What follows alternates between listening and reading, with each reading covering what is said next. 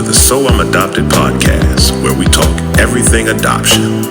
This journey is not one we take alone. Together we grapple with raw emotions that surface from adoption stories. We want you to be comfortable enough to heal. So sit back and go with us on this journey as we dive deep into adoption.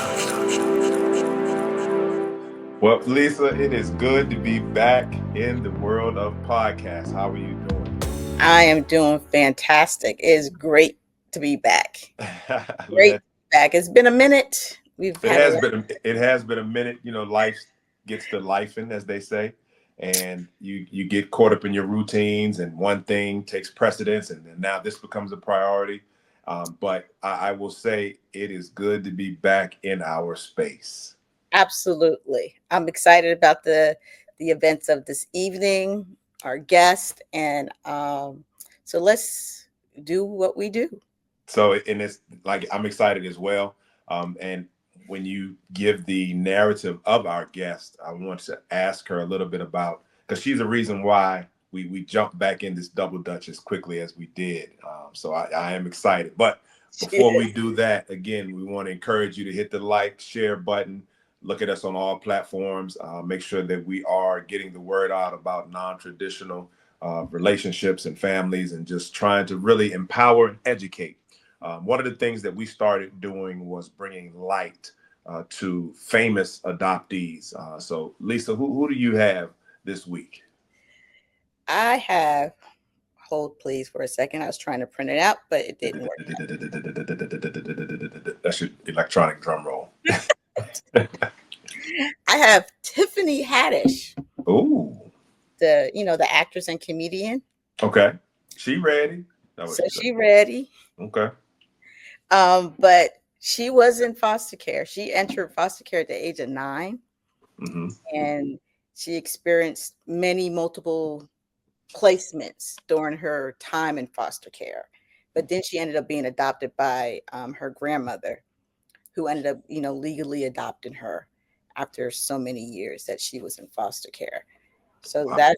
and to this day, she's now an advocate of foster care. She speaks out about it quite often.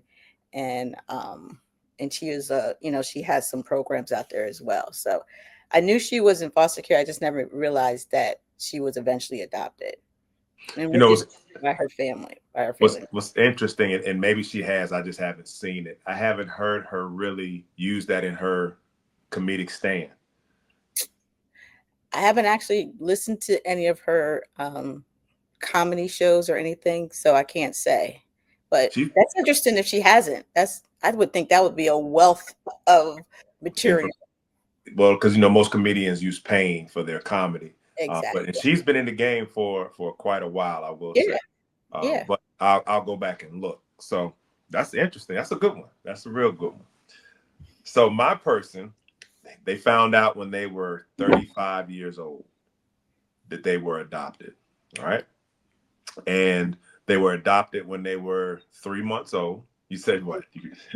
Like 35. I said, oh, I was like 37. So they were adopted, and I'm gonna save the name for last because I didn't know this one. It blew my mind. Okay. They were adopted by Banna and Byford McDaniels. Do you know who this is? Addie McDaniels? No. This is the statement that they made. They did an interview with Essence, and they said, I realized I was given love, direction, and education, something that was pivotal in me becoming the person I was destined to be. Every child, regardless of their unfortunate situation, deserves the opportunity to become positive, productive, achieving people with access to the assistance to achieve their dreams and desires. In 2006, he co-founded the Felix organization, which is a summer camp, and they offer financial support for children in foster care. I'm anxious to hear who this person is. Be anxious for nothing, because I'm going to tell you. So it is, drum roll, Daryl McDaniels, DMC from Run DMC. Oh, really? Yeah, I had no clue. I did not know that. and like I said, he's very open about it. He found out when he was 35. So that again paints a totally different picture when you find out. Exactly. It can cause you to be angry, or it can cause you to be at a place where you're mature enough to really digest the information. So it just depends. It depends. I was angry at first, so yeah, I get it. And I guess I'm not gonna say I didn't have an opportunity to be angry because I was so young. It just was organic and just part of the cards I was dealt. So, but yeah, that is our entertainment or celebrity adoptee story, right? Yes, yes, So let's jump into this double dutch. I'm excited, and yes. again, like you stated earlier when we first started, we had taken a little hiatus just because of life and different situations taking place, positive things, nothing negative. I do want to say that. And we got an email. You want to talk about the email? You can talk about the email. I'm gonna Okay. Yeah, introduce. since you do that part. So in the email, it was talking about the podcast and just what it had meant. And I'm going to ask them to share when we bring them into the room. But I want to talk about the impact of the email. Mm-hmm. Sometimes I think that we can get caught into our routines and we don't understand the impact that we're having on others. And when you are doing what you're called to do, there's always a purpose for it. There's always a reason behind it. And sometimes we can not understand that or not see it. We don't see the larger picture. And when I read the email, it really pierced me as to say, what are you doing? Why are you not following through? You need to continue. People need to hear, people need to know. So it was an excitement that was drawn back up. And I'm again, I can't use another word, but excited to have her on here tonight. So let's jump in, give the bio, Lisa. Let's go. Let's go. Okay, okay. Let's see here. Miss Sanaa Latrice Cotton is a passionate advocate for the disadvantaged families and youth in the foster care system. As the founder and CEO of Unashamed Inc., a nonprofit organization, she is dedicated to the journey and the current, I'm sorry, to the journey with current and transitioning foster youth and young adults between the ages of 14 and 26 to overcome shame and know they have value and purpose, so they believe they belong in this world. That's powerful right there. Mm-hmm. Aside from her impactful work with Unashamed, Sana is highly regarded as a transformational speaker and author. Her memoir, Everyone Will Know It Was God, chronicles her personal journey of overcoming early childhood sexual abuse, growing up in foster care, navigating teen pregnancy, and finding strength after adoption. Sana also collaborates closely with the Child Welfare Department in her home state of Connecticut. Sana's unwavering commitment has garnered recognition from various media outlets, including appearance on CBN, The 700 Club, and The Jennifer Hudson Show in 2019. She was honored as one of the 100 women of color by June Archer and 1128 Entertainment, highlighting her remarkable achievements. Outside of her professional endeavors, Sana finds joy in her 17-year marriage to her husband, Joshua, and takes pride in being a loving mother to their two children. Hopefully, I'm pronouncing it right, Jameer and Janae.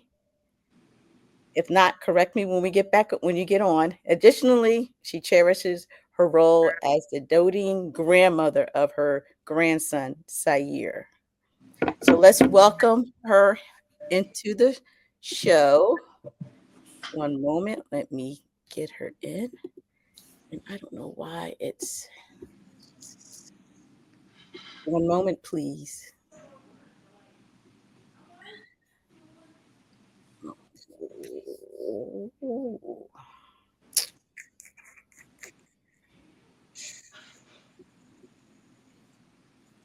Oh, it's not. Let me open up my whole entire. This Wusa. So while you're doing that, just talk Okay. about one of the differences, because prior to, we have not really, jumped into the foster care avenue. So this is an opportunity again to shine a light in a different pocket.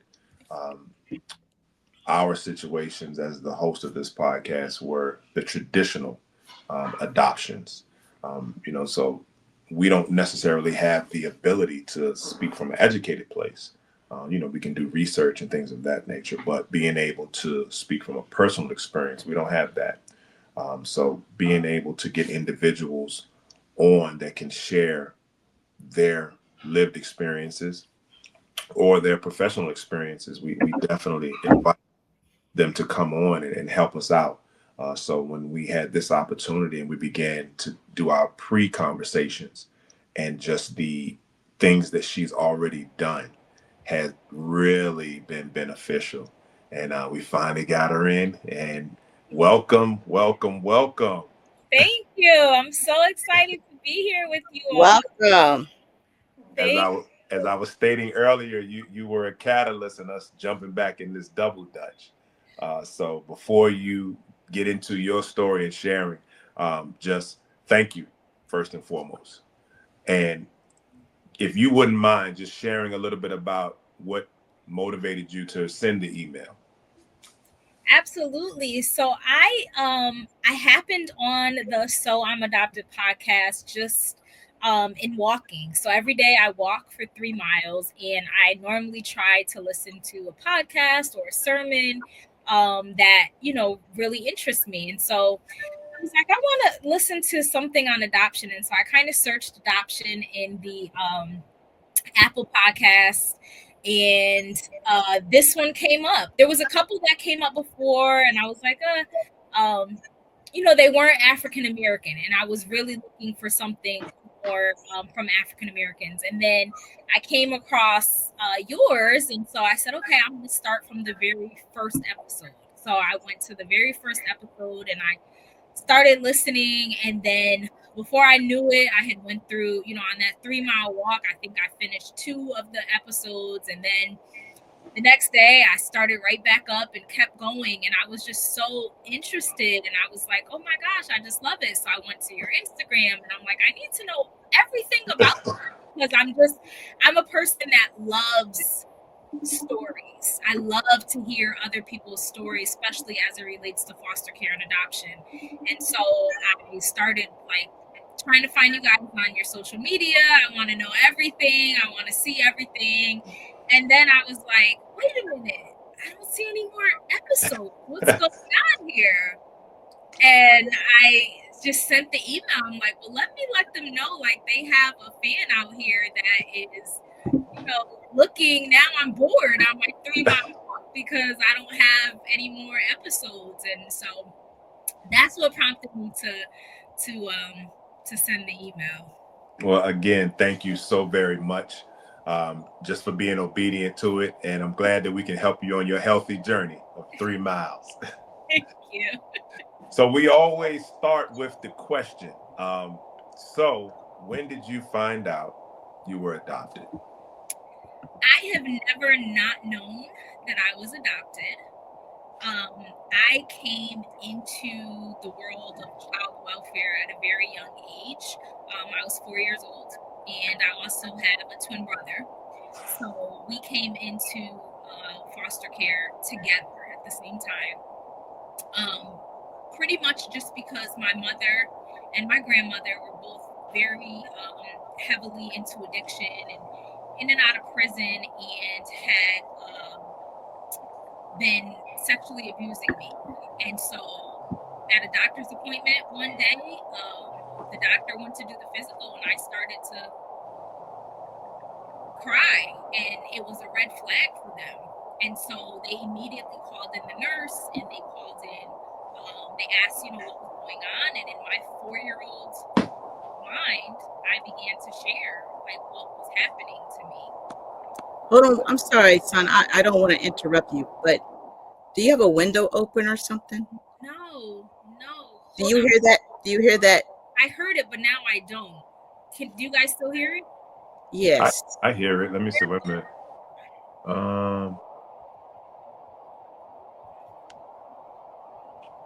I don't know what it.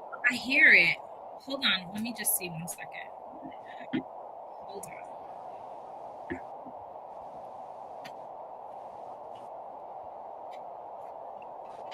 I'm gonna put myself on mute and see if you hear it. Well, that's what I did. There it is. Do you still hear it? No, when Lisa went on mute, it stopped. It stopped. Now I don't hear it. Right. Okay, so we're good now. Okay, we're good. So as I was stating, I went to the doctors and I basically told them in my 4-year-old version of what had happened to me.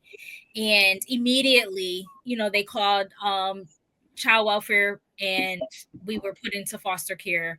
Probably a week after me actually sharing what was happening, we ended up going into the hospital first. And so we were in the hospital for a few days and they ran tests and all that stuff. And then we ended up going to our only foster home. So, and you both went to the same? We went to the same home. Yep. Wow. Yeah. Is that common? Let me ask that question. That is, it is. A lot of child welfare departments really prefer that siblings stay together, and they try to do their best at making sure that happens. It's not always possible, but normally when you have a smaller sibling group like us, we were just 2 siblings, it's a little easier to place in the same home as opposed to a larger sibling group that has, multiple ages and things of that nature. Okay. And again, I'm asking questions because this is new territory for us with the whole foster journey. And we want to, like I said earlier, shine a light into these different pockets because everybody's story is different. Right. And you never know who will be able to draw from certain aspects of it. So I always just ask certain questions that just may be beneficial as we go through. So you all are now in foster care, and what happens next? Talk us through the next part of the journey. So we're in foster care. We were placed in a foster home with, actually it was a pastor and a first lady. So they had been doing foster care for many years. They had actually adopted a couple of children. It was a pretty big house. So at the time there was probably they had 3 kids that they had already adopted. And then it was my brother and I that were there.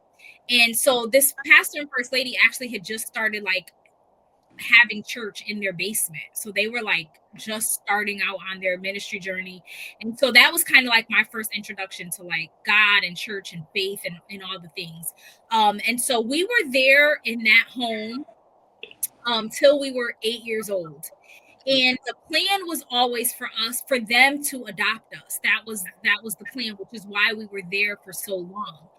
Because normally in foster care, if you if they know that there's a youth where the parents' parental rights are going to be terminated, they try to get them in a home that is going to be more long-term, stable, leading to adoption as opposed to having them move from house to house.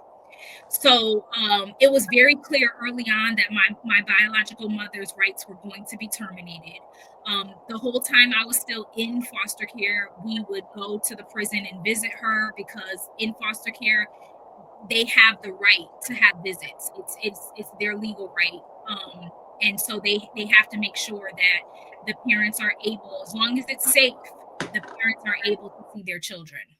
So, okay, let me 30-second timeout. Mm-hmm. I have so many questions.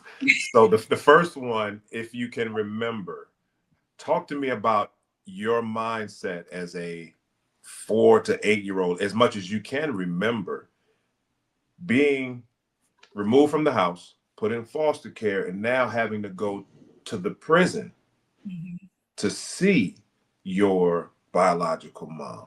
And then the discussions between you and your brother, just unpack it if possible, as much as you are able to. So my brother and I had 2 very different trauma responses. His response when we came into care, although he wasn't the one experiencing the abuse, in fact, our biological uncle, which is our mother's brother, actually he knew that the abuse was happening. And he convinced my mother to allow him to he wanted to take both of us, but they wouldn't allow him to take both of us. So they only allowed him to take my brother. So a lot of the abuse that I endured, he did not endure. He wasn't even in the home. But because my uncle was the one that he still was an addict as well, but he was more functioning.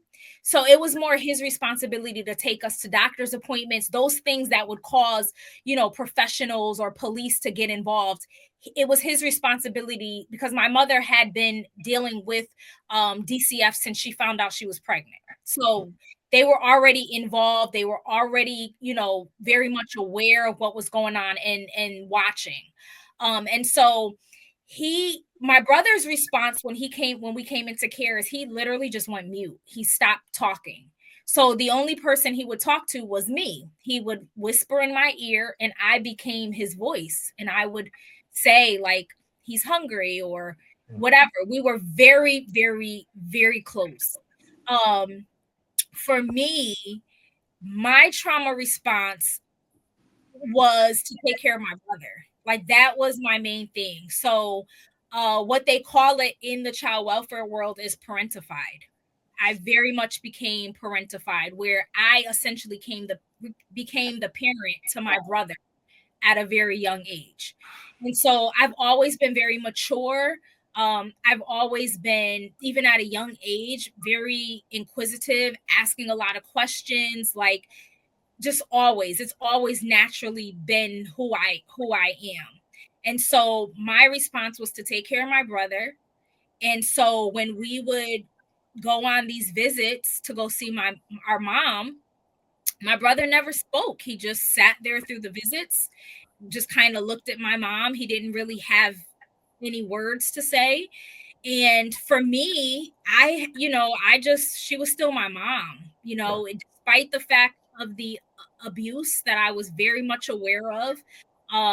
She was still my mom. And so we the way they would set the visits up in the prison is they would have special days where any prisoner that had children, they would kind of they had this community room. So the inmates would be able to come there without their inmate clothing on. They would kind of give them regular clothes. They tried to make it as normal as you could in a prison.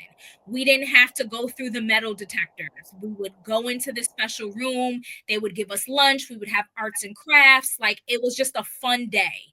And so they did this twice a month. And twice a month we made the drive, which was almost 2 hours away from our foster home, up to this prison.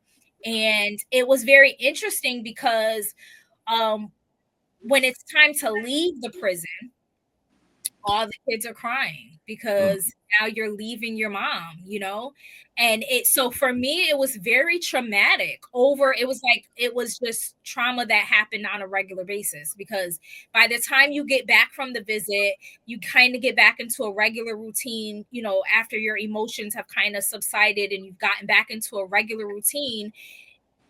The next 2 weeks is coming. It's time for you to go back. And so you just start the process all over again. And so, how long did that last? It lasted until her rights were terminated. So literally up until we were about 7.5, we did these visits. Wow. Every 2 weeks. Every 2 weeks. Yeah. Wow. And then our grandmother, who wasn't in prison, my mother's mother, who wasn't in prison at the time, we also had to do like monthly visits with her.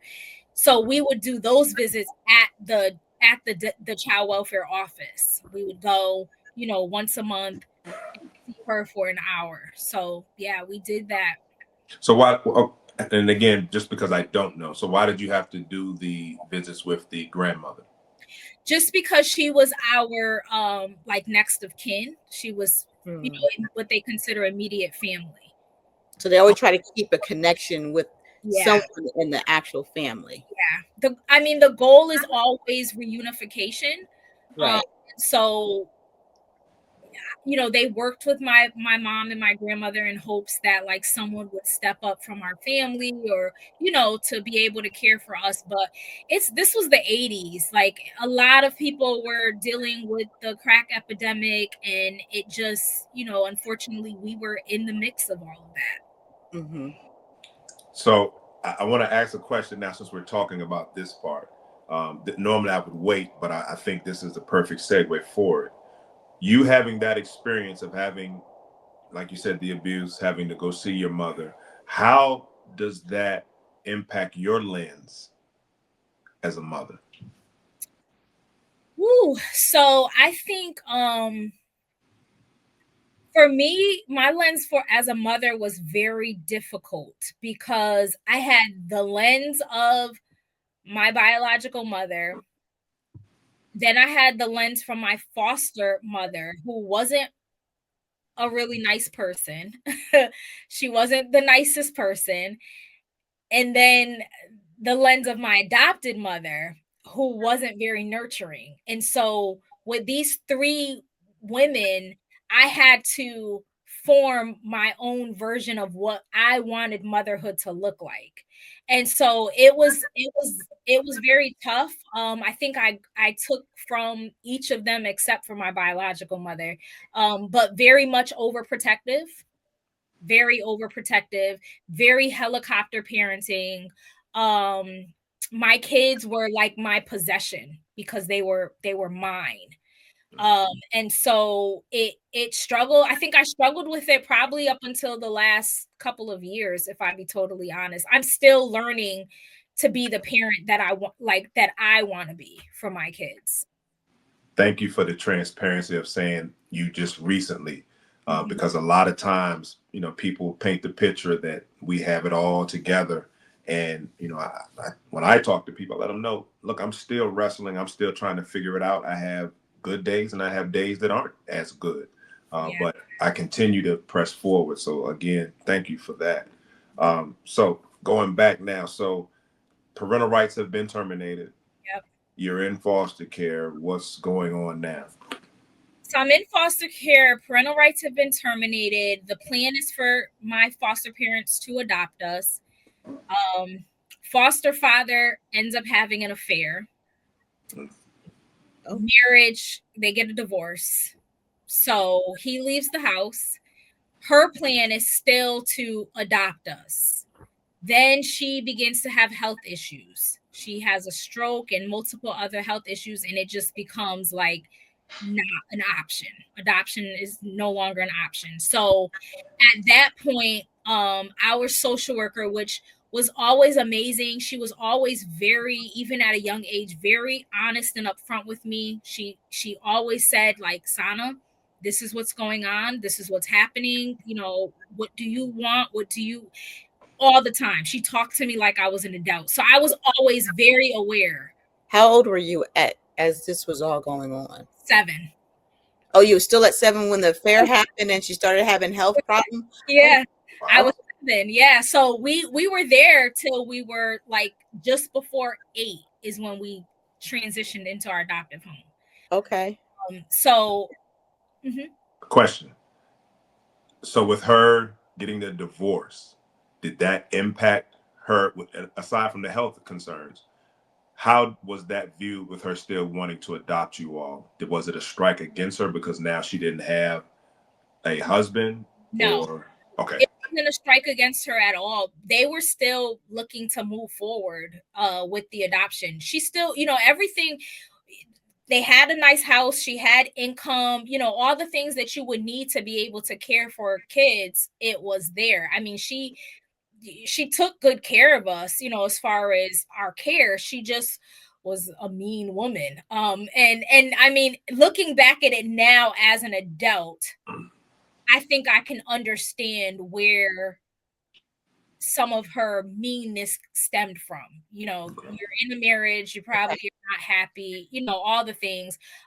We didn't see all of that. Like he wasn't in my foster father wasn't in the home a lot. Like I don't remember him, but again, they were just starting a church, so he's the pastor, you know, so it was kind of like him being out of the house didn't feel any different for us because, He wasn't there. He wasn't hands-on like that anyway. So it didn't really feel any different. And so, but when she got sick, it was like, this is not going to happen. And so we were put into, back then it was like a binder. Like literally there was like a binder with all the kids throughout the state that were up for adoption. And so whenever child welfare would have like open houses for adoption, they would bring these binders, and in the binder it was a picture of the kids and like a little description or story of the kid, and it's almost like pick a kid from the book, like who do you want to adopt. And now that binder is digital. So in most states, you can go online to their child welfare department. You can see, it's called like the heart gallery is what they call it. And now it's basically the same thing as that binder, but it's digital. Wow. And so we ended up getting placed for adoption. And at this point, it was like my social worker was kind of like, she put this life book together for us of like pictures from our time in foster care, and she became very intentional about taking pictures. Like whenever we had visits, whenever we had meetings, she would take pictures and she would write these little captions under every picture of what was happening or who was in the picture. And she just became very intentional about making sure we had like that part of our life wasn't omitted from our memory as we grew up. And so, it's not done as much anymore now, but it's the best thing that I have from my time in care. Did you see the book, the binder, when you were young? Did the social worker share that with you? The binder with all the kids in it? Yeah. So she didn't share it with me when I was young, but when I got older, and I got all of my records, our page was in the records. Oh, wow. Yeah. So I still have the actual page. Oh, wow. That's powerful. Yeah. All right. So we're in the adoption stage now. You've got the information. How has your brother adjusted, or is he still just not talking? Because now you have another layer of trauma with the separation of the foster and then another transition. So what does that look like? He's talking a little more, but we're now recognizing that he has some learning challenges. So he was a little more, he because the whole time we were with my mom, like leading up to 4 and 5, we weren't getting any type of she wasn't teaching us our letters and our colors. Those very formative years as a toddler, we weren't getting any of that. So by the time we got to our foster family is when we first started getting introduced to school and what does that look like? And so my brother struggled a lot, with school. He was always kind of behind me. So I think for him, again, this is just me looking back now as a grown woman and having been through therapy and processing so much, realizing how trauma shows up differently for everybody. It looks different. And so he struggled a lot in school. He struggled a lot at home, just lying. He would lie a lot. He would not want to eat food and just stuff like that. Or we'd sit at dinner and they would make him sit at the table all night. You're going to eat those peas. And he would just sit at the table till whatever time because he's not eating the peas. So he didn't want to eat the food. It was stuff like that. He stuttered. He had a stuttering problem really bad. So that was one of the reasons he also didn't want to talk, because he was embarrassed. That. And then for me, my trauma was I was the people pleaser. I wanted to make sure I got the best grades. I did all my chores. I was really smart in school. And my thing was, for me, it was, I have to make up for my brother, number one. And my mindset was, and if I do this, then we won't get placed in another home. we can stay here. Wow. Wow. So did you ever have a conversation with, with your brother? You two have a, a one-on-one deep conversation like, look, I like it here. Like you're a people pleaser and he was more had his own issues going on. Did you guys ever have a conversation like, we need to stay here, so we need to do everything we need to do to stay here? Did you have that type of a conversation with him? We didn't have that type of a conversation. My brother very much was like, whatever my sister says, go. Like, Okay. he was very much like, I know she's going to take care of me.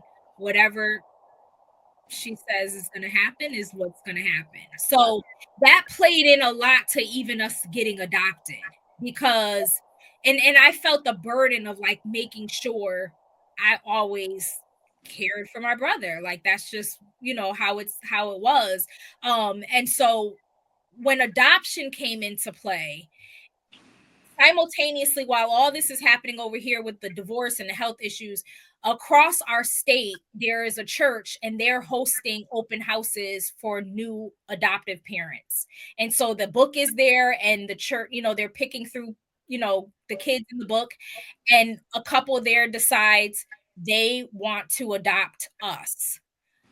Their goal going into it, because they already had my adopted parents together had one son, and then my adopted father had kids from a previous marriage who were older. And so my adopted mother had decided she didn't want to have any more biological kids, and so they were going to adopt. Also, my adopted father was adopted, so for him, Okay. it had always been a thing to adopt. So they go looking through the book with the intention of adopting just one kid. They didn't care if it was female or male. They just wanted to adopt a kid.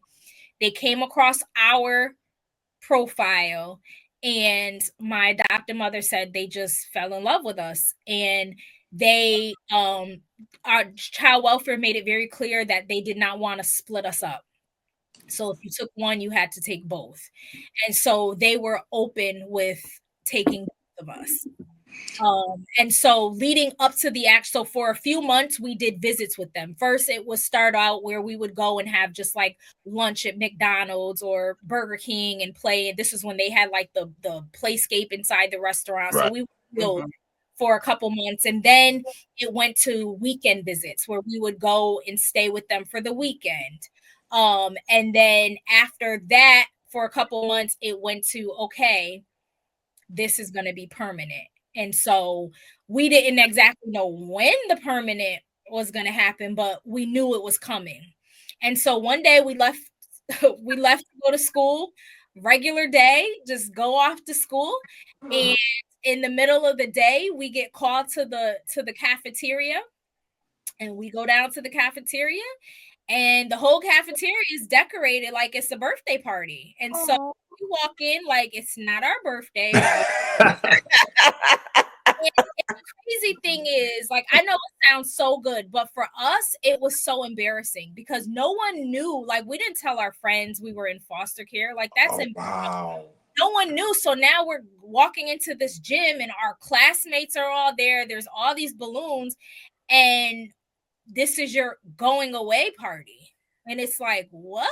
Like, going away. And our social worker was there, and literally they had like a cake. It was like, this is your going away party.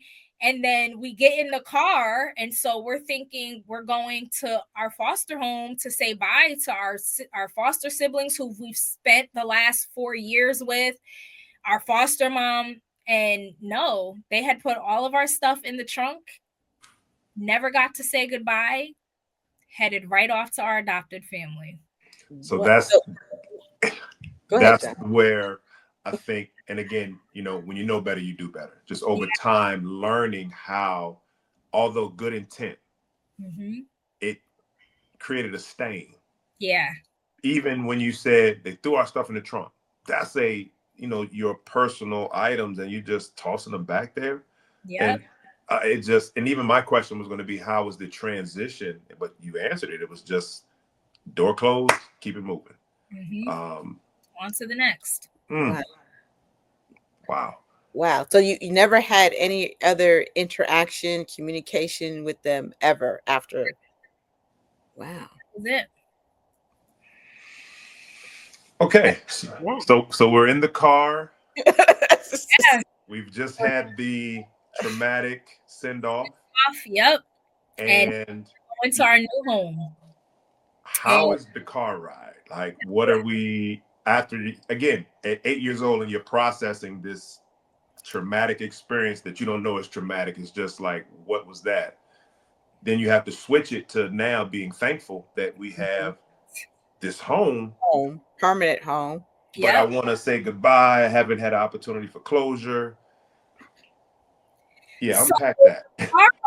the car ride there it was a mix of like sadness and excitement because we had been doing weekend visits, so we knew what the house. It wasn't like we were gonna pull up to a house we never been to. Like we had stayed there before. I knew I had my own room for the first time ever. I was going to my own room. Like, so it was that excitement. And at that point, I didn't know that we weren't gonna have any connection anymore with our foster family. I'm just, it's just we're gone for now, but when I get there we can call, or we can, I didn't process at almost You wrap your head around that. like this was it, like we literally closed the door on Right. that family. So you get there and excitement, the beginning is excitement. It's all new. It's like, this is my home. My adopted parents were amazing. I mean, I had every toy that I could want. Like, it was they were a family. Good old just Black family, just regular. I don't, and so it wasn't like it was so shocking to us. It was structured. We were used to structure. You go to church. We were used to going to church. Like there wasn't a lot of like changes outside of now it's me, my brother, and our one sibling in the house. Okay. Who's older than us, about 2 years older than us. Okay. So, we went on vacations. We had a regular childhood. We went to private school. It was a regular childhood. But so then we get to the point. So after a year there, we end up actually finalizing the adoption. So now we actually go to court, and at court, the judge asks, now I'm 8. So now the judge is asking 8-year-old Sana and her brother, do you for sure want to be adopted by this family? Mm. And I remember in that moment, like, it felt like 10 minutes, but it was probably just a minute or so where I paused to really think about this thing. Like, do we want to stay here? Right. Now I'm realizing we ain't seen our foster family this whole year. We ain't talked to them the whole year. I have no access to my biological family. That's now gone, right? Because we weren't just closing the door on one family. We were closing the door on 2. Right. Right. So Right. all of that is gone. Yeah, these are good people, but there's some, like, I still don't feel the real connection. Like there's still like I know that I'm not yours. You know what I mean? I was really like, if I say yes to this, that means like these are really my parents. Did you think that you saying yes would give you that connection where they would treat you like? No, I didn't think it.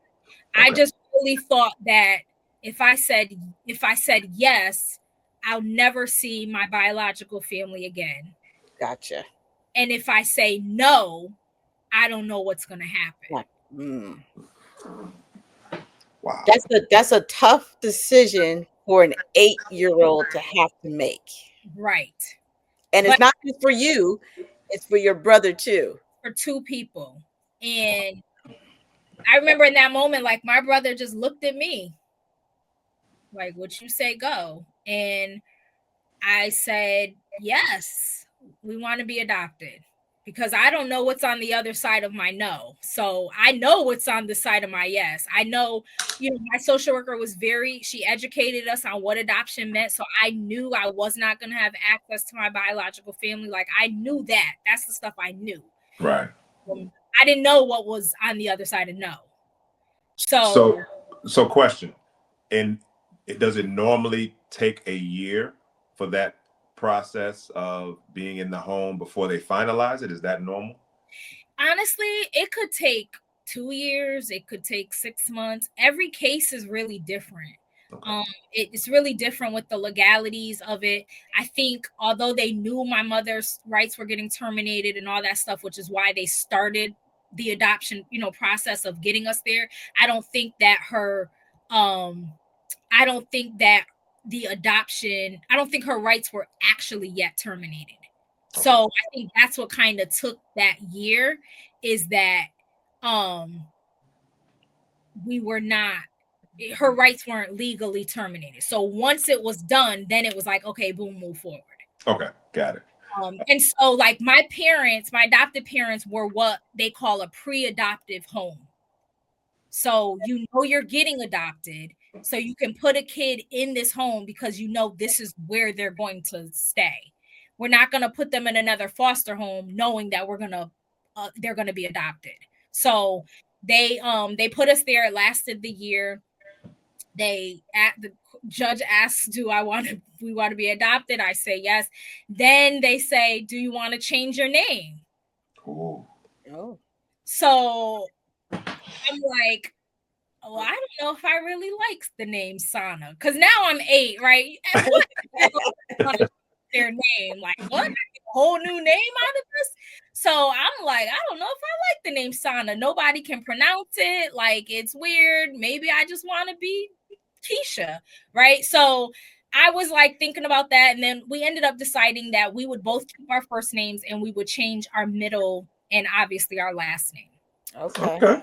And so we did. We changed our middle and our last name, and then the adoption was done. They sworn it in, and we were adopted. Wow. So I like the fact that they did give you they empowered you to say, do you want to change your name? That's interesting. But even at 8 years old, because I can think of at 8 years old what I may have said, and it would not have been positive, just because of, at 8 years old, you're influenced by so much. But remember, she had to grow up fast. Yeah. She had to okay. That makes sense. In her childhood. But so, do you remember your original name?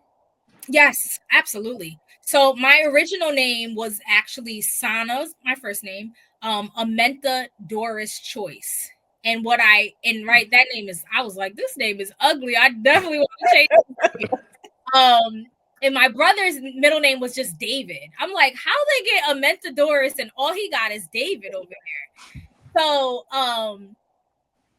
so what I ended up finding out is that my two middle names, Amenta and Doris, were my great grandmother and great great grandmother's names. So where's the downside of that, where you lose a piece of your identity and your history when you don't know? Right. No, they didn't know. Nobody knew what those names were. So I missed out on that. Gotcha. Yeah. Wow. All right. So you have been empowered, sworn in. You turn around, and then what? Big hugs to the newfound family. Big hugs and cake and ice cream after, and adopted. And guess what? The next day it was regular old life, because we already been here for a year. So nothing really is different from, being adopted. So we're adopted. So we we go through life, we get into our teen years. And I think when I got to my teen years, that's when stuff started to shift for me. Because this whole time I know I'm adopted. I know I have a biological family out there. And so I get to my teen years, probably around 14. And me and my mom, like I said, there was a disconnect. Like, and I'm not saying she didn't try. She wasn't a big nurturer. That's just not who she is. Even now, she's not a big nurturer. She's not gonna, give you a hug. She's not gonna say I love you. Like, that's just not who she is. But I mean, I always was very well taken care of, always.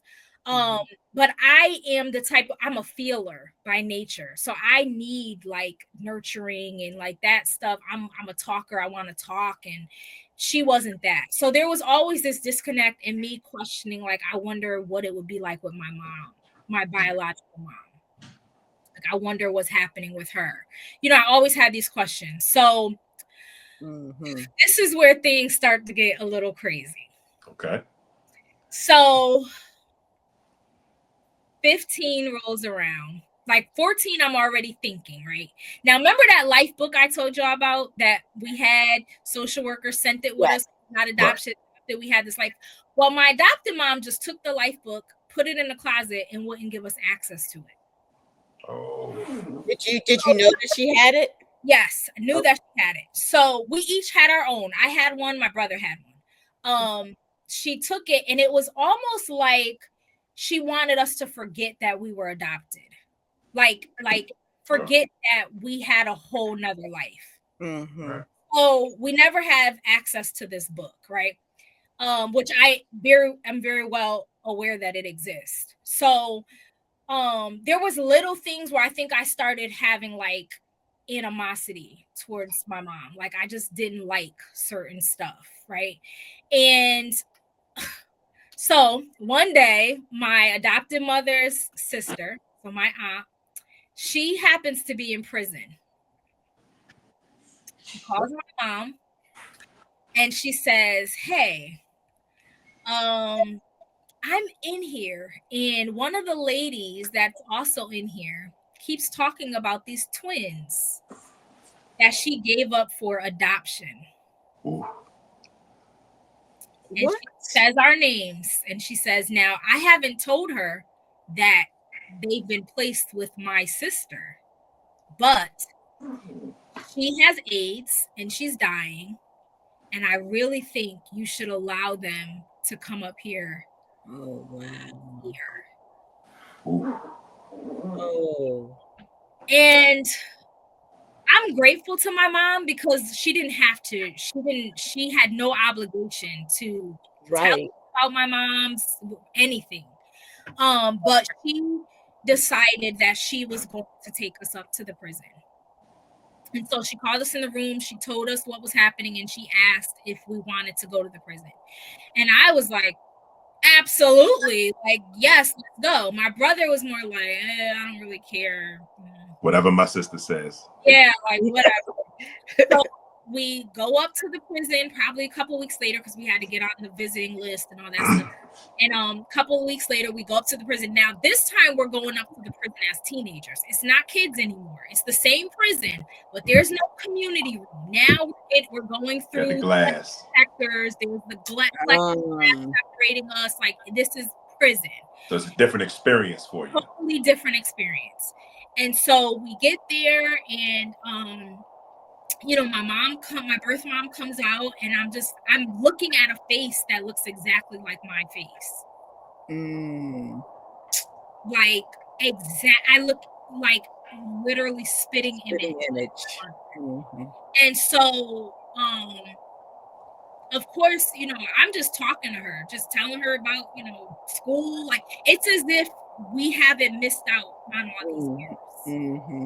Like, I'm just talking to her. She's talking to me. My brother is dead silent. Doesn't say a word. The whole visit. He just sits there and he's just looking. And so after, like, I think it was like a 45-minute visit's over, and we leave, and I was in tears. But my birth mom, and I started basically becoming pen pals. So we would write letters back and forth. I would fill her in about stuff. And then eventually she got released from prison. And she asked my adopted mom if she would allow us to go start, like, staying the weekend with her. And my mom agreed. Oh, wow. we did that for a couple months. We would go like every other weekend and spend the weekend with her, and it was fine. Like, So how old were you at this time? at this time, we're like 15. Okay. So we're fine. We're doing these visits and we're fine. And then she takes us to a crack house and leaves us there.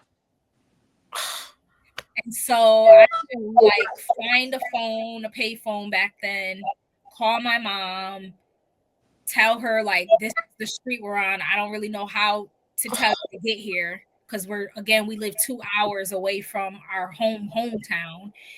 And so obviously the visit stopped after that.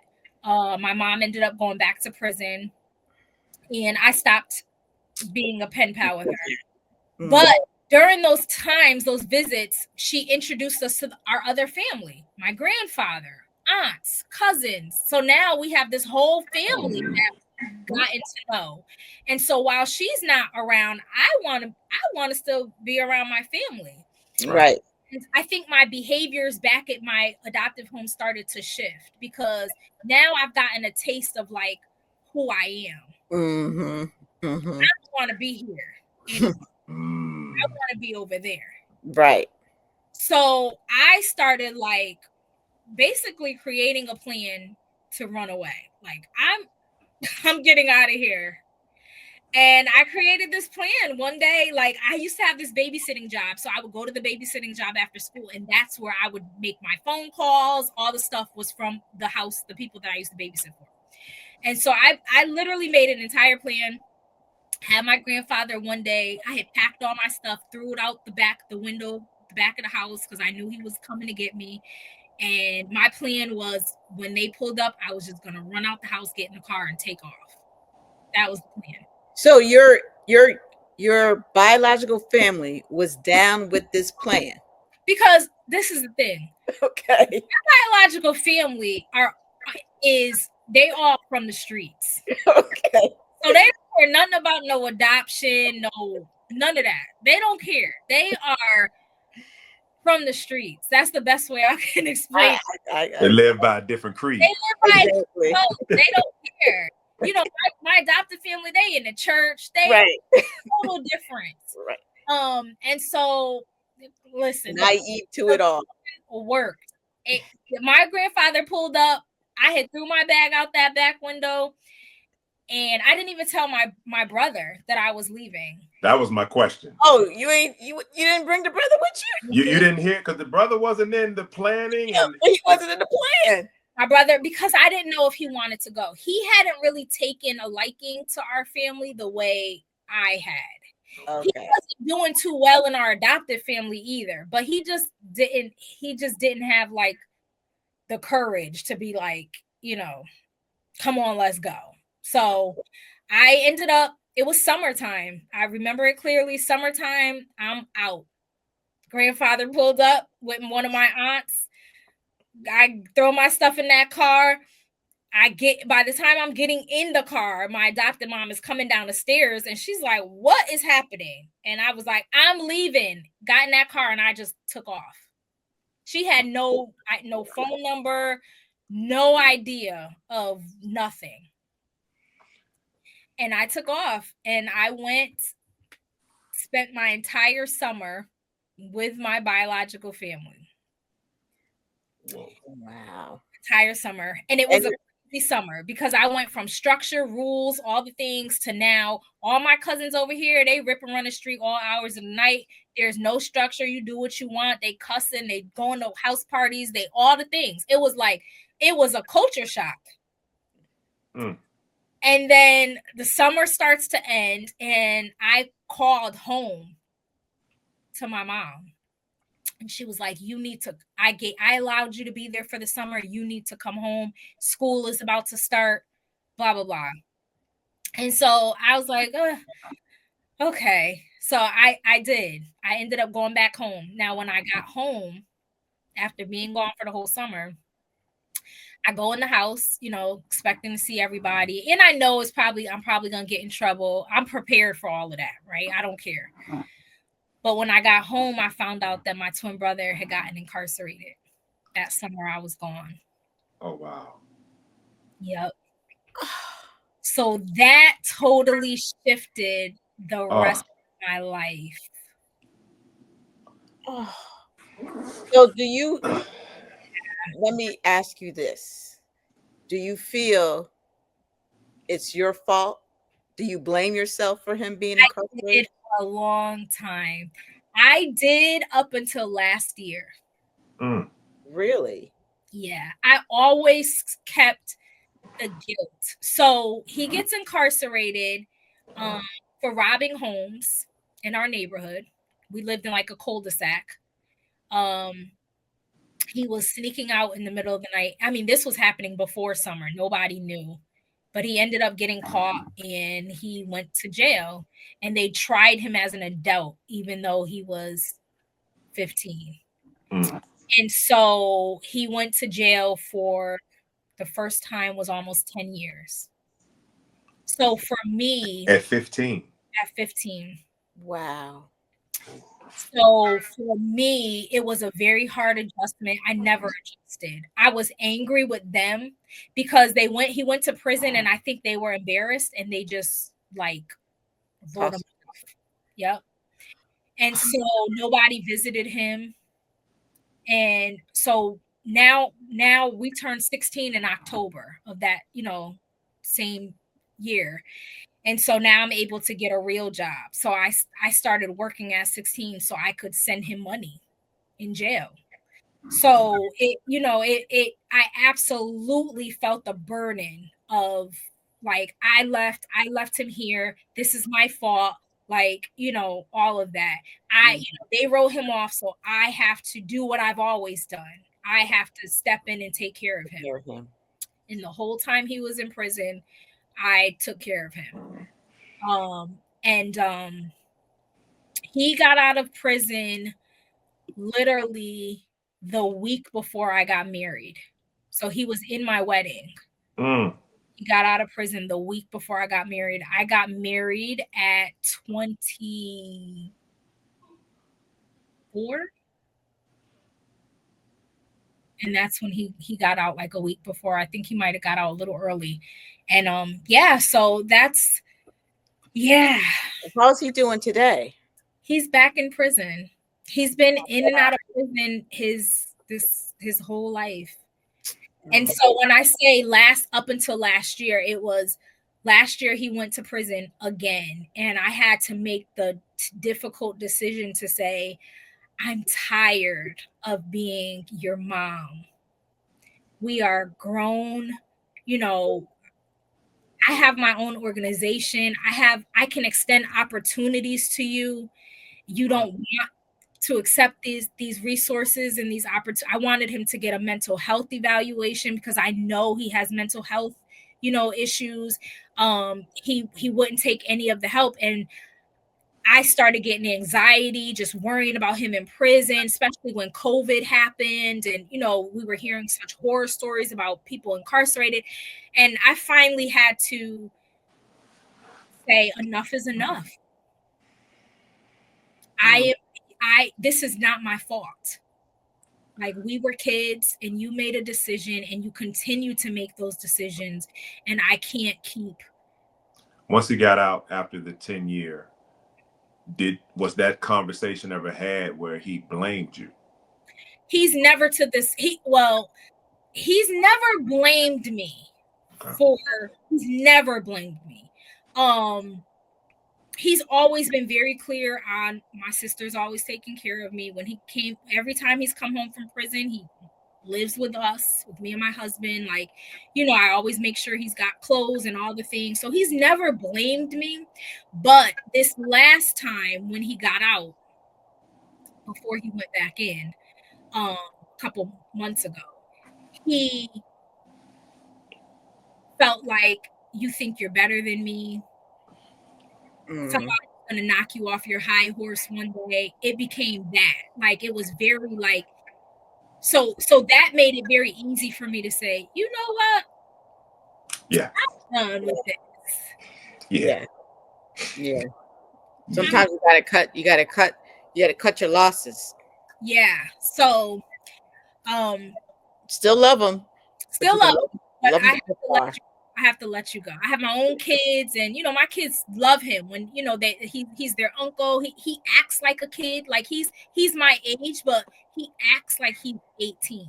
So my kids love that, and so to see my kids going through this emotional roller coaster of you coming out, you going back, you coming out, you going back, it was too much.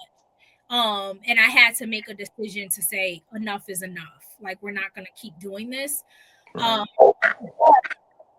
Even before that, the way I know God has always been so a part of my story is, I ended up finding my biological family. I came back home, all that, ended up leaving again because I just came home. My brother was gone. I felt like y'all put him in jail. You left him there to just rot. Like, I'm all set with y'all too.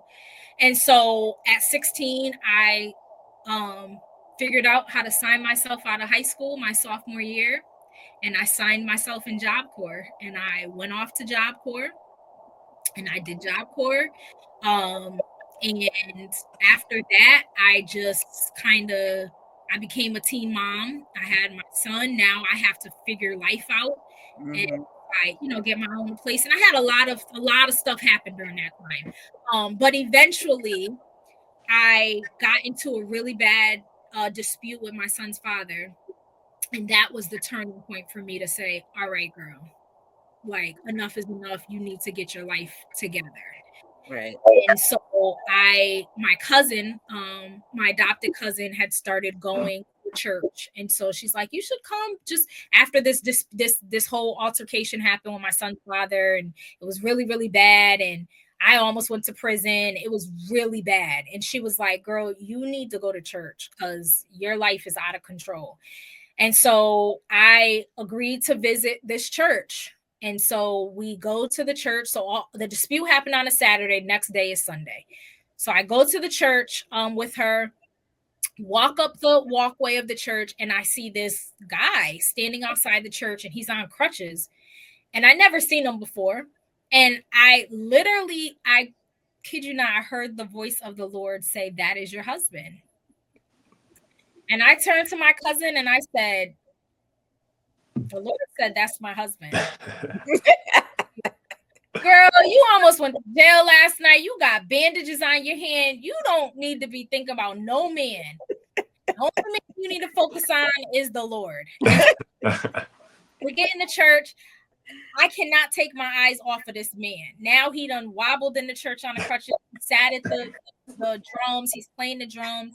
And then service is going on. I'm just staring at him. And then finally we get to the end of the service and they call him up to the pulpit. So I'm like, oh, well, now I can hear his voice. So he gets up to the pulpit. He's funny and all this stuff. I find out he's the pastor's son. And I'm like, oh, Lord. Okay, this is not my husband. But I'm still looking at him. So after the service, I walk up to him. They were asking for volunteers to like make desserts for some event they were having at the church. So I walked in, like, I can make cheesecake. I don't know how to make cake, for the event. And I'm talking to him and he's talking to me. And then I just shoot my shot. And I'm like, no, that's right. Number, whatever. So we end up exchanging numbers. We talk for a week. We go on a date the following Saturday or Friday, and we ended up literally, I kid you not, we moved in like right away. Wow. The pastor's son, right? So now we shacking. Just tell me how it is.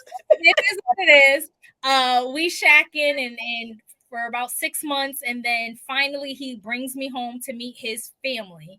And we go to his grandmother's house, knock on the door. Grandma opens the door and he's like, Nana, I want to introduce you to my girlfriend. This is Sana. And she looked like she's seen a ghost. Like, she just looked like, and she's like, I know you. And I'm like, no, ma'am, I don't know you. And my husband's like, Nana, you don't know her. I've never brought her here. Like, don't be confusing her with somebody. Right. Don't mess up my game. That's up, right? She's like, hold on. And she literally like we step in the door. She runs off to her bedroom. She comes back a couple minutes later and she hands me a photo. And I look at the photo and it is me. What? It is me. What? It is me when I was in that first foster home. She was friends. Her and her husband are a pastor and first lady. They were friends with my foster parents who were pastors and first ladies. Oh my goodness. Full picture of me from when I was 5 years old. Look at God. Now, He orchestrates all things well. This is the kicker. This picture wasn't in a photo album in a box in the basement. She had the picture on the mirror of her dresser. What? She said she just had it there all these years. She doesn't know why. She just always had it there. Whoa. Yep. Oh my goodness. Full circle moment. My husband said in that moment, he knew. Like, this is amazing. And it was so, ordained. Yep. So he proposed to me on July 4th. We got married 1 month later, and it's been almost 18 years. Okay. Oh. Wow. Yeah. So, question. And these are some common questions that we ask. How do you think, or how do you feel reflecting back, that your journey impacted you as a wife? Yeah, so it has been tough. My husband and I had to have some difficult conversations, like probably a couple years ago, probably about 2 years ago, because I had a lot of trauma that I didn't realize I had, because I had just gone through life surviving, like just surviving. There was no therapist. There was nobody asking me, how did you feel about being in foster care or this or that? And I will also say, which I didn't add, my biological mother, when I got pregnant with my son, she was still in prison. This was 2002. I'm pregnant with my son, and I had this urge to find my mom. Like, I'm pregnant. I need my mom. Right. I was disconnected from my adopted mom, but I needed my biological mom. I called the prison, find out she's still there. They're like, we just don't have nowhere to release her to. So I say, I'll take her. You can release her to me. I had a doctor's appointment the day she was getting released. So her father, my grandfather, went to go get her. Got out of prison. I get back to my grandfather's house, like, okay, where's my mom? Like, I'm so excited. She's going to see my baby bump, all this stuff. She left the house and never came back. So I spent a week chasing her down.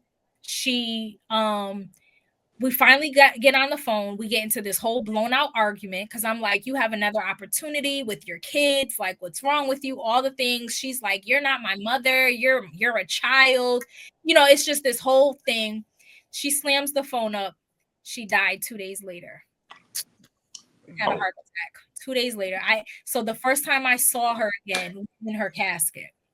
I say all that to say, I have all these traumatic things that have happened. Right. And I had to keep going. There was never a point where there was respite for me, where I just was able to catch a breath and process. So by the time I got married, now I'm entering into this first family, right? They're my father-in-law is a pastor. They got this big old church. I felt like I had to be the picture of perfection. There's a lot that I didn't share with my husband. He didn't know about any of this trauma. And he learned about it as the years went on. And really, he learned about it when the Lord started to deal with me about being ashamed of who I was and where I had been through, what I had been through. Wow. And so he started learning about it that way. I started a blog. I started sharing stuff. He was reading the blog like everybody else, finding out like what, and then all those things. So a couple years ago, it just got really tough. Like, we were at a point in our marriage where it was just like, I don't know if I want to do this no more. And he was like, I don't know if I want to do this either. And we said to each other, if we knew now if we knew then what we knew now, we would not have gotten married. Interesting. And a lot for him, he said, I just don't think that I have what it takes to love you the way you need to be loved. And for me, it was, I don't know if you can love me the way I need to be loved. So we ended up in marriage counseling, and we, really worked through a lot of stuff, and it's turned everything around a lot. Like he really began to like do the work to understand like who I am and some of the tendencies, why I'm so protective, or, why I'm so like have to have order. I need to know what's going on. I need to have structure, like, because I'm so used to like this, not knowing this. Right. Right. So there was one point where I said to him, you're so entitled. And he was like, what are you talking about? I'm like, every time I have like a soda in the refrigerator, you just drink it. You don't even ask, like, can I have that soda? Like, it's mine. Or, if it's something, I'm very particular about the snacks. Right. Like, and he was like, why is that such a big deal to you? And our therapist had to explain to him, because there's a lot that she didn't have of her own. Yes. Something of her own. Right. It means something for you to ask instead of taking from her. Yeah. And so it was a lot of, and once he got that, he was like, okay, understand. Right. And so it's been a lot of just learning, him learning me and me learning him. And because for a long time, I felt like he was a gift to me. Like I didn't deserve this gift, this, you know what I mean? Like I didn't feel like I was worthy of all that he was because of everything that I came from. And the Lord had to really show me like, no, girl, you the gift. You're the gift. He just hasn't discovered the gift that you are. But he has now. So yeah, so that's that. And then 2021 came around. Well, 2020 came around, like the pandemic, right? The story's over. The pandemic hits. And I had been spending my whole life never thinking that I had a biological father. I was going to ask about that. I always focused on my mom. Right. And like probably around 2015, I started saying, well, where's the man in all of this? And I got my records from DCF and started going on the search. There was no information about him, no name, no anything. He wasn't on the original birth certificate. There was nothing. I was asking my biological aunts. Nobody knew who he was. It was like this mystery. I'm like, well, what in the world? So I ended up, 2020 came around, where everybody's in the pandemic, everyone's home. I started going down this deep dive of ancestry. I took the test. I'm doing all this stuff on ancestry.com. I'm getting nowhere. Finally, this TV show reaches out to me because I'm blogging about this. So it's like viral on social media. TV show reaches out and is like, hey, we're interested in your story. Let's do it. And I'm like, okay, fine. I had to turn over my Ancestry account. They changed the password because you can't know and all this stuff, and they're searching. And finally hit the pandemic towards the end of the year of 2020. And the Lord said, call the show and have them release you from the contract. And I'm like, why? Like, this is my only chance. And the Lord said, have them release you. So I reached out and I asked to be released, and they agreed. And then they turned over everything that they had found so far. So, of course, I'm blogging about this on social media. This genealogist reaches out to me and he's like, I would like to help you. He's in Texas. He's like, I would like to help you. And so I'm like, well, what do I have to lose at this point? So I turn over all the information that I have. And he's like, this could take a couple years. I don't know how long it's going to take. And I said, well, I don't have nothing to lose. I've been looking this long. Right. And so a couple months goes by, and one day I'm doing this Zoom class. I'm teaching the Zoom class, and my genealogist is blowing up my phone. And I'm like, what is happening? So he finally texts me. He's like, 911, you need to call me.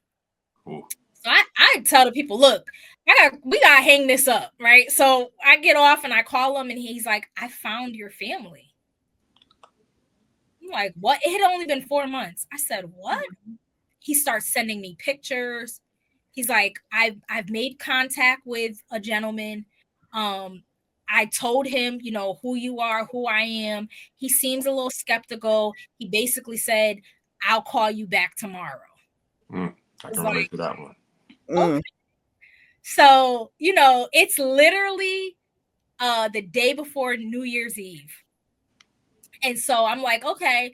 So all night I'm just praying, like, God, touch their hearts, like, let them know I'm not crazy. Like, I'm just praying, like, if this is my family, like, please, God. Yeah. So the next morning, I kind of woke up, looked at my phone, there was no message, so I go back to sleep. And then my genealogist calls, and he's like, the guy called me back, and he said he won't tell me anything, he'll only tell you. And so I'm like, give me the number. I called immediately, and he was like, I answered the phone, and he's like, hello. And he's like, is this Sana? I said, yes. And he said, I want you to know that you belong to us. And I just lost it in that moment. And so it turns out that my father had passed away in 1991. This gentleman was my uncle that was on the phone. They have a bunch of siblings, and they knew nothing about me or my brother at all. Like, they had no clue. One of my aunts had an inkling because she said my father mentioned that he had twins on the way at some point. And then he said my mom had an abortion, and that was it. And so when she got the call, she said, I immediately knew. She immediately knew that we were. And so, yeah, I've been on this journey of just. Well, you have given me hope, because, again, we only focus on the mother and we don't really focus on the father. So I've done pretty much all of the steps that you've done so far as doing deep dives on ancestry.com, 23andMe, and to no avail. I've run into dead ends. I've gotten up to second cousins, but never anything past that. And I feel I've gotten it on his mother's side and his father's side up to the same point. Wow. And I've always said that, you know, if I do, great. If I don't, I'm not going to sweat it. I'm not going to, you know, it was as long as I was able to find my mother, I'm good, you know. But the father, I could take it or leave it. But you have just renewed my my thirst, yes, to you know, continue pursuing it. I don't know what, you know, how that's going to happen or whatever, but I'm stuck, and I haven't gotten any further than where I have been so far. And so, I will absolutely put you in touch with my genealogist. He's amazing. And just see what happens. I mean, he's really amazing. He's done I've seen him do some cases that were like crazy. Because I have nothing. I had nothing. I knew nothing. At some point I was like, Lord, did you, like, am I just made up? Like, where did I come from? Right. And it got to the point where the Lord said to me one day, I was driving, and he said, if I never allow you to find him, will you still serve me? And I sat there like, and then I said, yes, Lord, I will still serve you. I'll still serve you. But in my mind at that point, I said, this means I'm never going to find him. Like, this is the Lord saying it's not going to happen. But then he just opened the window out of nowhere, and it all came together. And after it was done, and I found out that my father was deceased, the Lord said to me, now will you let me be your father? Oh, wow. Because all this time I had been looking at God as a friend, because I didn't want to replace my father. I wanted to know who my father was. And when that happened, the Lord said, now will you let me be your father? Because he's always been your father. I've been trying to be your father the whole Whole time. time. He's been taking care of you the whole time. Wow. And my biological father allegedly is deceased as well. So I I don't know if it's true or not because I don't see no documentation, but allegedly he's deceased. So that doesn't help any. But you have renewed my quest. Yeah. So It's been amazing. They're amazing people. They all live in Durham, North Carolina. My mhm. entire family. I have 2 older brothers who are 10 years older than me. I'm the only sister, the only girl. I've always, I wanted older brothers because I was tired of being the older sister. Right. Right. And Right. so Right. very much little sister me. Even though I'm 42, they still like little sister me. So Right. yeah, it's been amazing. So Wow. for me, just in listening, it gives me a sense of hope. My biological father passed Mhm. before I could, open the file and get the information. But the family is not as receiving, I guess. So Yeah. I some dead ends on some things where I just don't have the information. And like Lisa said, I kind of was like, I'm got mom's information. I'm good. Yeah. I'll get to it when I can. So even when you shared the story about the uncle, because there was a uncle who was contacted, who just shut it down. Wow. So one, thank you. Like I said, when we did the pre-conversation, I knew that this was going to be an impactful um, journey. I just did not know to the depths and Yes. was not aware of how much you would continue. And I say continue because your initial email was a blessing. But the discussion has been rich and just many nuggets from it. Because of the journey, I'm able now to see that much more of why you do what you do. Mhm. It's And very I, dear. I can tell. After we spoke and we went back and we started looking at the various things you've done in the organizations, we were like, wow. But now knowing the why, just like with your Yes. husband, once you get the why, you're able now to understand and carry out. And we just able to see why your passion is so strong with what you do. Yeah. So give us some information just about the organization and what you have accomplished with it. And I heard you say earlier that that you wanted opportunities for your brother that he never took advantage of, and just to be that resource. Those of us who walked this journey, which this is why Lisa and I got into it, to be able to just share from our experience so that we can help somebody else and find a community, because Right. there's a community of us out here that have unpacked trauma, Right. uh, that are seeking, don't even know what we need, don't even know how the trauma impacts us. That's why I asked earlier, how it impacted your lens with regards to being a mother, how it impacted your marriage, because one thing that we've identified is that these lived experiences, they have roots and they Yeah. manifest themselves in different ways. And if we're not sober in our thinking, it can cause destruction and repeated trauma. Yeah. Absolutely. Unashamed was really birthed out of I won't say that I was like, oh, one day I'm gonna give back to foster kids. That was never Right. my that was never my goal. Um my adoptive father, before he passed, growing up, he used to always tell me when I was younger, you're gonna be a boss. Like one day you're going to be a boss. And I used to read the dictionary for fun. Like I would use all these big words, and it's just always, I've always been a reader and just all the things. And but I never went to college and I never got a degree. And so I always felt there was limited opportunities for me based on that, right? And so, I have this GED that I got at Job Corps, but I don't have no college education. And so I started like just the whole thing of serving others was just always just a part of who I am. And so it just started with me just realizing there were different needs for people in the community, and how can we meet those needs, come together as a community and meet those needs. There's a single mom over here that needs some clothes for her kids. Who got clothes? That could, that type of stuff.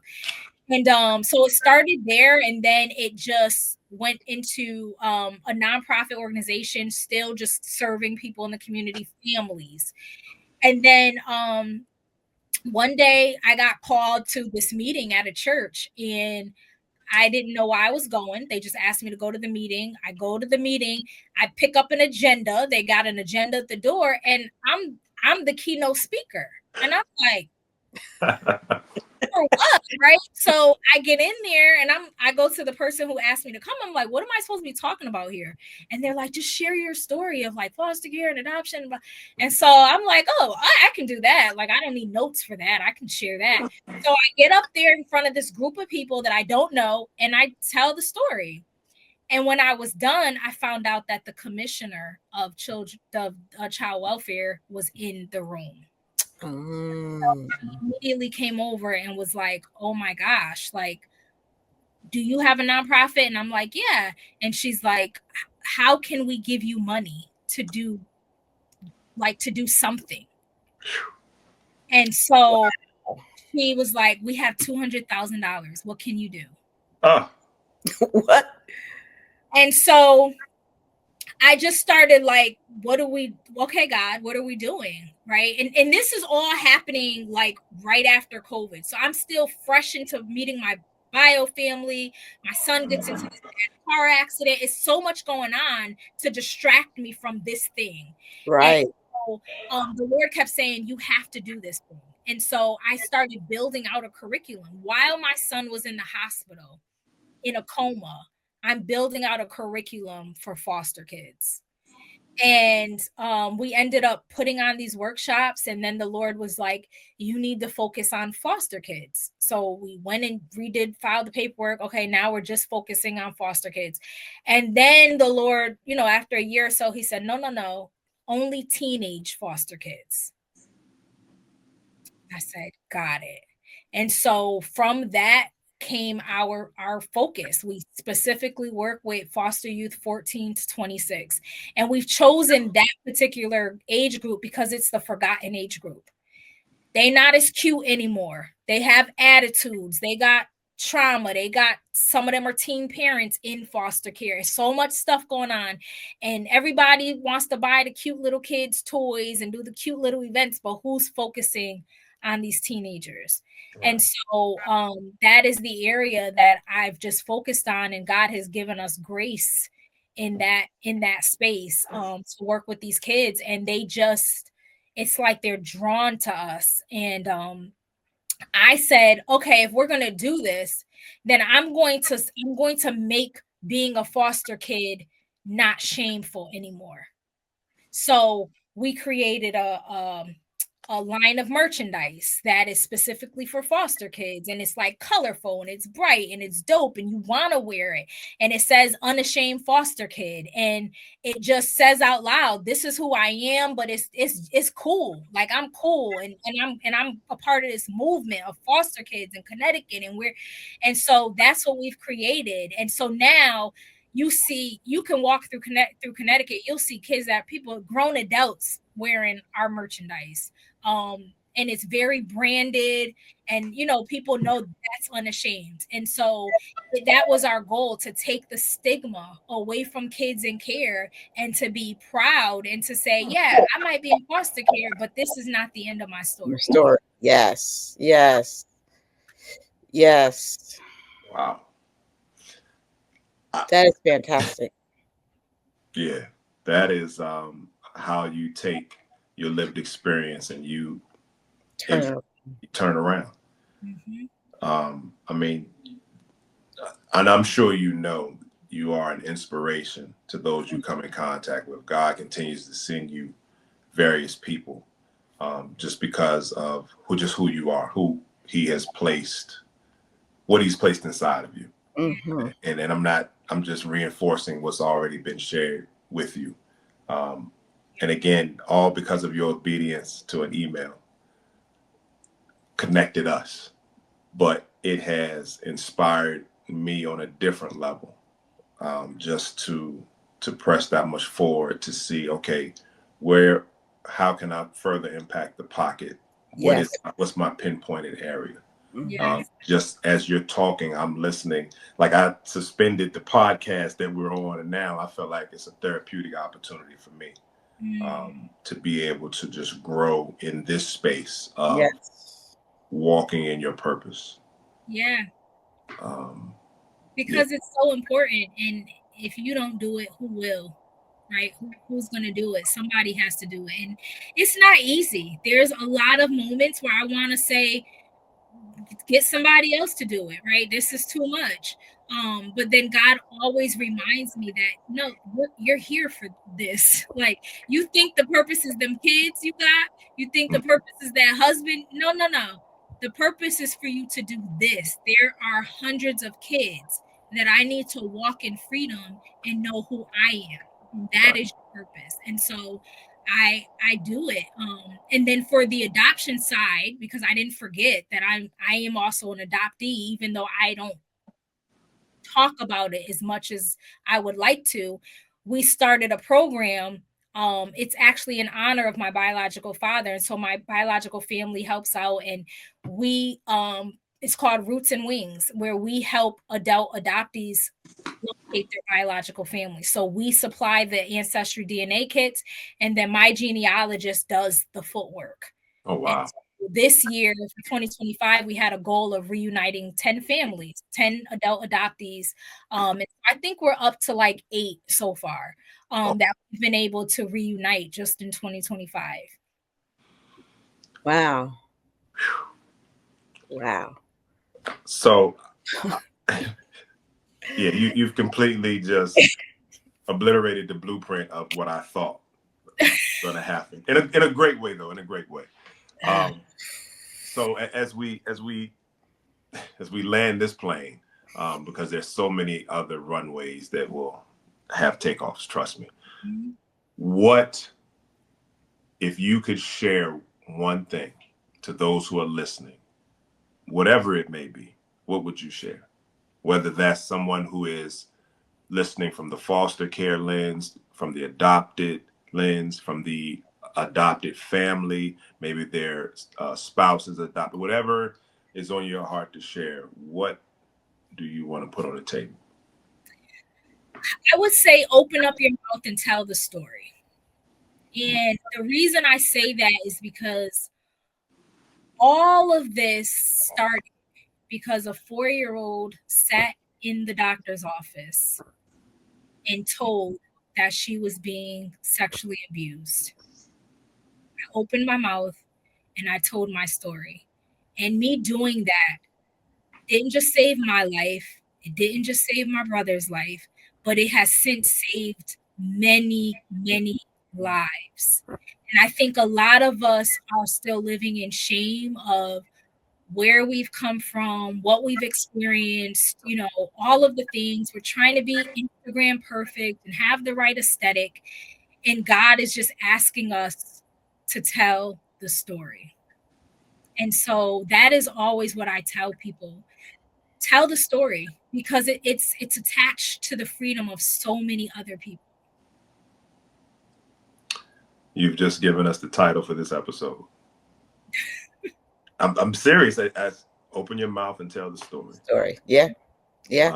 So much of our culture is missed because people don't tell the story. Yeah. So much trauma goes unchecked because we don't tell the story. Yeah. So thank you so much.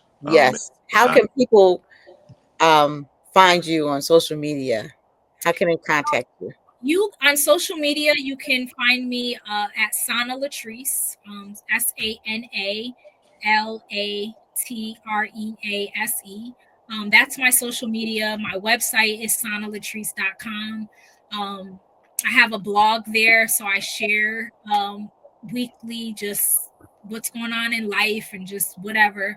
And then if you want to find my nonprofit, Unashamed, it's unashamedinc.org. Okay. We want to just thank you for your time. Thank you for your obedience. I mean, you have just,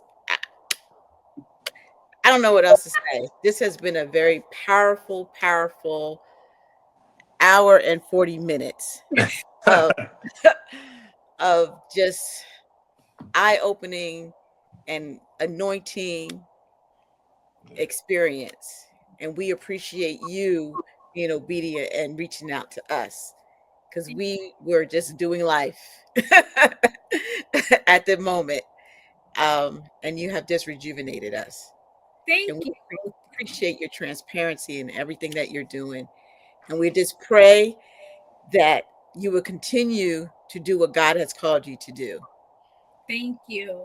Thank you guys for this platform. And I know in listening to the previous episodes, John shared how he was a little hesitant when you came to him with the idea of the podcast. But, you know, I just pray that it just keeps you guys going because there's so many other stories that need to be told and they need a platform to do it. And so this is it.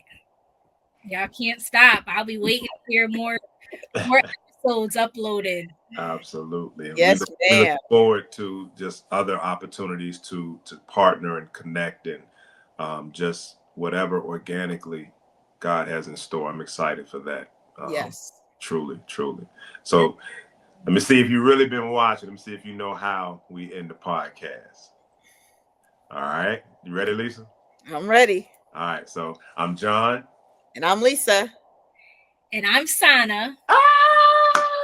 And we are adopted.